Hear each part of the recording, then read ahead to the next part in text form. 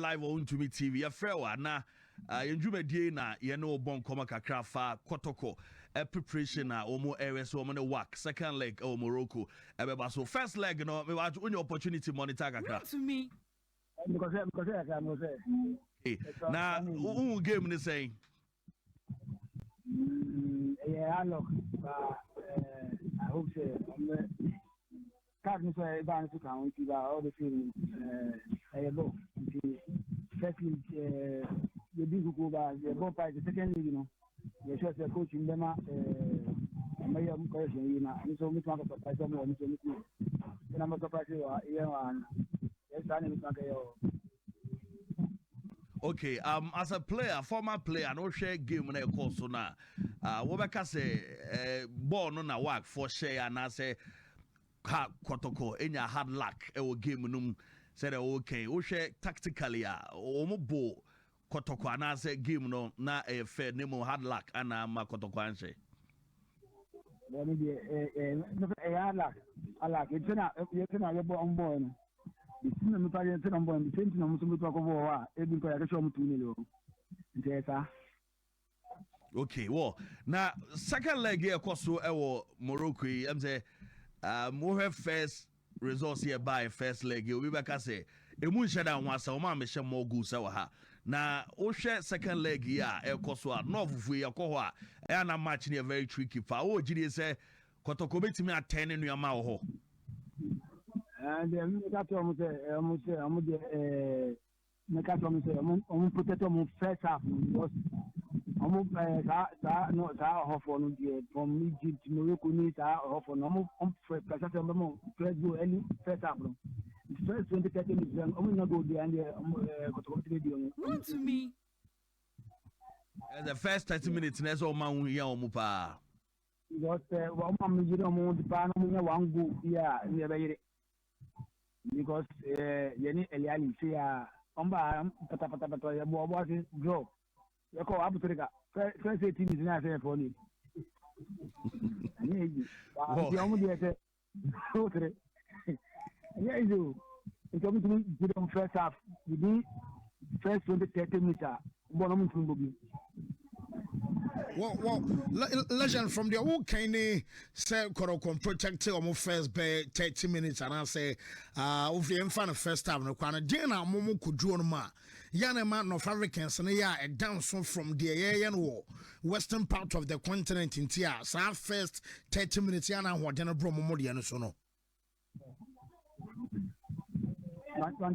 can you let's just say first 30 minutes I will say Kotoko anyero mo said be a wo mon consider go no ya mo drew North Africa hono ma den North Africans ne ya e danso aha no ye nya bi ntiama o ma ho den bro ye de no so sa o de o mo de ni te ye ka ti o ko mo dia o ta ti na no mo ta ti no mpego nti o tumi ho o ma beta ni de di kaka no mo tuma nche go 20-30 minutes bon say na after my blend here on e so onya eni to omo kasa mo chego mo press mo so mo chego because omo 2 and 3 omo it's like 2 and 3 yes 11 and 7 more bon so mo bo say 11 and 7 na ba change futi e na mo change pull out no e na mo chego tu nti e na me nte me kasa no because me do that okay like now Kotoko chances saying what the car say the first 30 minutes also mo protecting na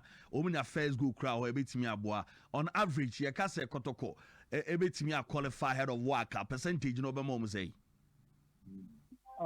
percentage no tuma mo say 60% sure so mo tuma qualify bani nani say me kan na no say coach na no coach Odin Sanko for no smoke. We can show you China boy never see ma we didn't know. Well, Coach Abdul Karim Zito himself washe na the matches are obaye or obaye and so winning trophies there ama Krobi Asante Kotoko. Who ne modern more say as a former player Jumedia Odima Kotoko no. Oh the more most in because like on no ya thank you so no so on say obetuma ya baga to obetuma Yeah, on the amount of show country, you can do it. You know, me to learn a bomb pipe, the Kotoko, and I mean, my na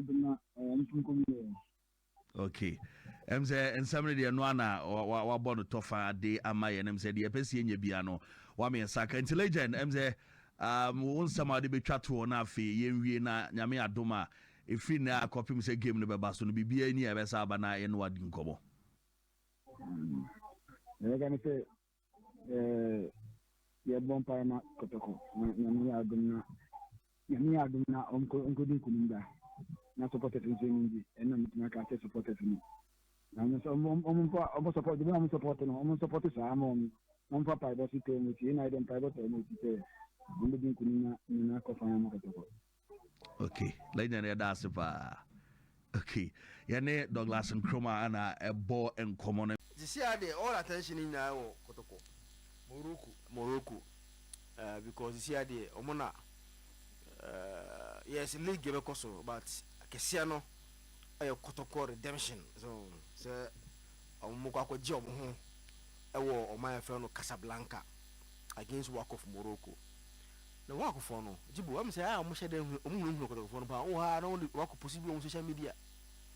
Bo ho ande am say on play ba ku bia one baby. Omako postino, wabe training gana o touch boss no head no I movement no ye no man welcome no omo ya na kwa ba se oba nti we na akọ phone no me show no ene etwa so a we easy ati omo boy bi gamo ntwen mama yenwe ye no mako posto akim ziet it was a koto place you ya you know me wa show mo nti I say what are winning the psychological battle so they are using omo ko ma say how boha na this key no ko post no mako post way no muye way so they find a way and we need a psychological battle now against Kotoko which went in favor of them and they are doing same Morocco no so share how the preparation beko some at the Friday and where they are about tell you detailed report from Morocco in terms of do see and what is going on there. Yes, Achia that I think there's still hope kakra. Say meet me or if meet me money I meet me even though it's killing tax. Tax is so pop you do the so cool dear song. But send you be a canon. Let's see, was Zito. So now we are the dreams echo something like a board draw. Aha, and now Obako to Kosoko Quara Hakoshe. Zito a coha, Nancy, our Egypt. Akobodo against Zamalek. It's said the mock game is different from the dreams, sorry, the game against Zamalek, no. And in the quarter game and say unse sa game sin no Zamalek de no na first leg kwa we nti okọ ni sese we se okope a good result e da ba fi hoping say return leg no na nko ba hye e Ghana say nti okọ close game na up okay sa match no omo goalkeeper Agbesi was the man of the match omo get a lot of saves to keep themselves in the game quarter no winning 4-3 no one goal advantage. I know they call Nigeria. So he went in to close the game. Say Obenya draw na or they qualify. And likely for them, Obenya one goal na winning sa match. No. And he said, "O compare sa some game no, quite a game no, to the work of Morocco game na difference on kakra. Difference woman say." Where the what was first league in Kubu. So you can unless say Kotoko and I say Zito admit it. So kun any ye until me say me goals so. Until you can close the game up. I mean drop it there befi. Dibo say this until for the same approach and what game we call say a game that you need results to qualify. At least Kotoko need to score a goal. At least they need to score a goal, hoping say Omu concede to push the game to a penalty shootout. It is a do level where what it means is a system now ball no. You can't go and start that game over there because Kotoko went in with a mentality to go and defend and get one draw. Of course, I'm like draw no. He went in the first leg to get a draw and come home. But when he said go draw no, advanced team no. Omani opportunity share Raja from penny for me. What? Yeah. And commoni be a Raja for the catchum so work for no. If you make Kotoko ya show mama na ye. Na omo chile Kotoko kwanya apeso first to show work esa wo ye. And same you can say more avoid the strong tackles, especially our sensitive zones. Yeah. See, I can't sensitive zones out here. Say, penalty. baby, ko ye bibia ni eje fa wa na yi tie wa ho hu. I be ko fa asem aba. Eno sa everywhere. Omo say Kotoko players no more than say first half there omo consider go. Na work supporters omo so weakness ne say. So when they work bebo na first half moment me answer second half na supporters na 10 year tier work Oma so Kotoko supporters na aha na wa we are waiting no na fi ono mo support Ntitibo they see wa na ma fi unti make reference to history bi because nka history is there to guide us and our history tells us Kotoko I was how kromo de nka omunye pushovers e ho no I'm trying lawyer. Hello, lawyer. Lawyer Savuduku. Okay. Zach, I've been yanko. Yanko. Okay. Nti dibo. Nti nka ba for see what akra na nka history no be guide here. So say kromo de nka Kotoko ya de yi pa. But one of the history was broken. Ewa akra. But obi beka say see aname no bi say oh history no ntia yentim fa nto nchen ne say much on bona akra wa monu kumase because Kotoko history no aye kumase en Casablanca omo say the Kotoko history kumase en Casablanca nkra wasn't part of the history e baby omo be show history so manya ne so mu jabo oh say history there it's there to guide us and the history tells us say what Kumasi I say no benya draw for ada. That is 1. 2. History also tells us say Oko Casablanca the West Kotoko enya 1-0 defeat. But the two previous one in 87 they no omko ball 1-1. And then Anians omko ball 1-1 that was in 2004. That's a wonderful goal be pa. Say we need to learn how to project your players. We'll tell our own story. Mami go on the boy and catch the man go ni ebaye. Yen say Emmanuel Mafo, Ediana Stars. When I first got the ball, I saw the goalkeeper was a bit forward. So when I was pushing the ball, I saw him going back. And with my technique and my ability, I had the confidence that I can play the ball and score. So I just played the ball with a good technique, and thanks be to God, it entered the net. Well, that's a good goal. That's a good goal. Actually, also who's a goalkeeper in AP and Ojene power needy.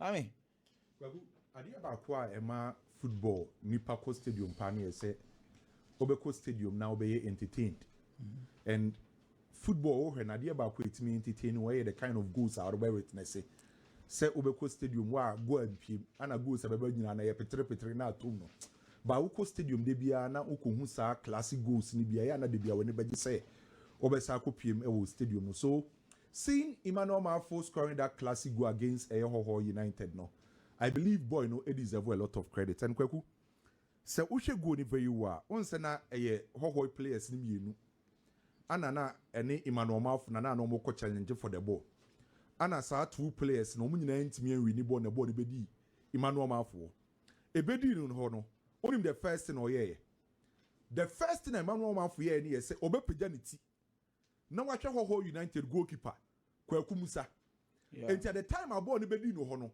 odi kan epagya ne ti hwe Kwaku Musa oye goalkeeper de ma ho United ohun se goalkeeper na pie no ana osa wo ball ne so baako owo ball ne so ne ho na goalkeeper Kwaku Musa hu say a branch ne be ball long range nti okọ na chi ana Emmanuel Mafo e de ball ne to akiri Kwaku personally me players are omu ekura ball omu nkura ball omu scan no omu dangerous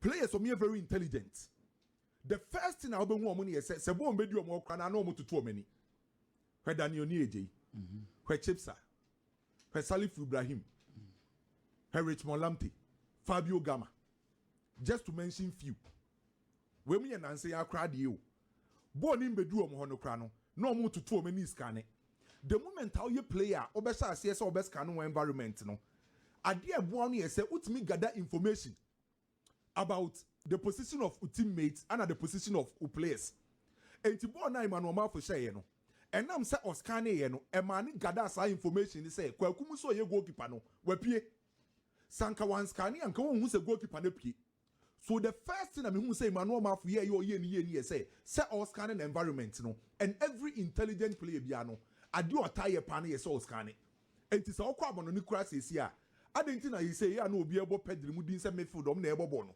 Vitinha mo ball ni bedu omo okra na Kwaku omo tutu omani because omo nim se ball ni bedu omo ho na no wedi kan scan na environment wedi kan hu de eben no enti Emmanuel Mafo ade odi kan ye ya Kwaku mani je ho no say all scan the environment after say all scan ye no check the confidence level on say football ye ka confidence a player no believe in the ability.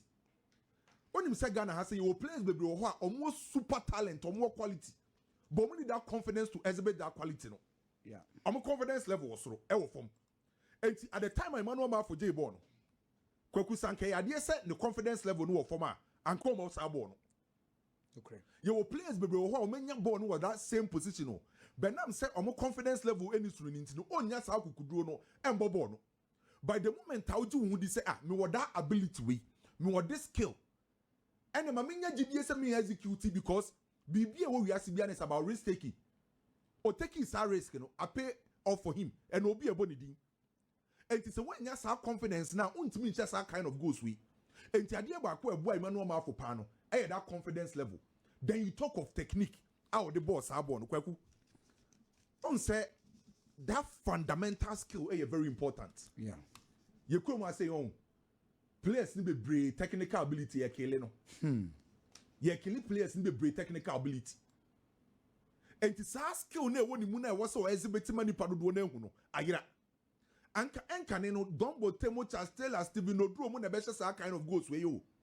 The entina Francis Jojo Bosman. Ebetime gina kire no we shooting from long range. Francis Jojo Bosman. Hey, Bosman or small shot. Oh. Obetime shooting from long range. Louis Ajimaimo, because that technical ability no ho. By saying your players the technical ability no Kwaku yehu. Okay. And Emmanuel Mafo ade no ye and that skill that technical ability no de say go no. E kan hu bi na obi ebo ni din. Enti me hu ni sa nyoma miensa. Ana ma Emmanuel Mafo share sa go no. The ability to scan, the confidence level and the technical ability ana ma branty we e share sa go. No say so far this season. Wa share 4 goals so. One Richmond Opoku of Young Apostles and actually goals can see Ghana Premier League. Wow. Young Apostles for a more small boy be Richmond Opoku or Papa. Only Emmanuel Mafo. And I will say Emmanuel Mafo, Ghana stars for confining from New Edubiase. And I'm by no Kotoko Royals, and no call Burkina. So after Burkina, no, and no return back Ghana Babo New Edubiase. And Sunday Ghana stars a Kofano. Last season, or season as a pay, I think or 7 goals at Ghana Premier League. And yes, I be new season, I was picking a form. Adia Emmanuel Mafo be here and say form now picking obetimi de awie say Emmanuel Mafo sha say or the sa form we wi I believe Emmanuel Mafo another chapter this season here when anymore Ghana Premier League fantastic goal by all standard na what Dramani so go no ehu kwame me hu ewu mo fama me na me ye mfa kan I think say say the boys no it's good Kwame Dramani the one control you. One control. Now, unim adiebi. My member Samatex in penny for Abaso. Samatex, eh? When my going to make us Chiremi. After the goal, and I may place you call Samatex. Unim say before this game. Now Samatex for say on my video session of Mediama games. Now video session on my na no mu say Felice epie pa. Oh, okay. So now omo adwin bi say goalkeeper ni obi o type based on omo video session na omo ye no. And ade ba ko amani age about Ghanaian clubs no. On say nanse hu say house of okay bi. Yeah. On be bobo obi ana before some be ko training no. Didi drama ni di omo ko room no ma ko ye video session. Asante Kotoko hu so omo ye bi. Samatex ye bi. Mediama ye bi. A lot of teams na say Ghana so omo ye video sessions baby any goal stars omo nyina ye bi. So according to Samatex for no omo say omo video session bi omo ye bi ano.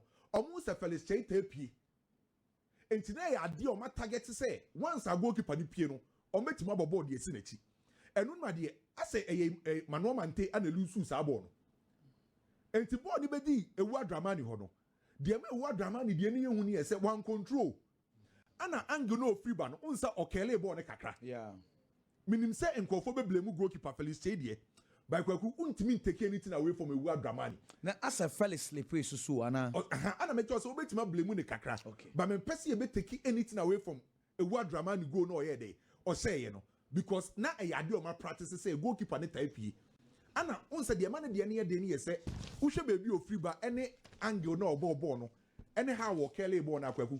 I believe so far you are witnessing good goals e wo Ghana Premier League. Who kai last season I say na ye ba be wie ni mo second round ye gun goals bebre bi say a na e fe pa so ye hope say your clubs no any your players no be so egusu ama a good goal say the more na mo this kind of goals no na e twini paba stadium kwaku right imagine say wako stadium de bia be hu gua efe de bia person ko hwe gua efe so my member clubs in the players na about so for a fantastic goals so mo de my this season Kwame ye be kwa no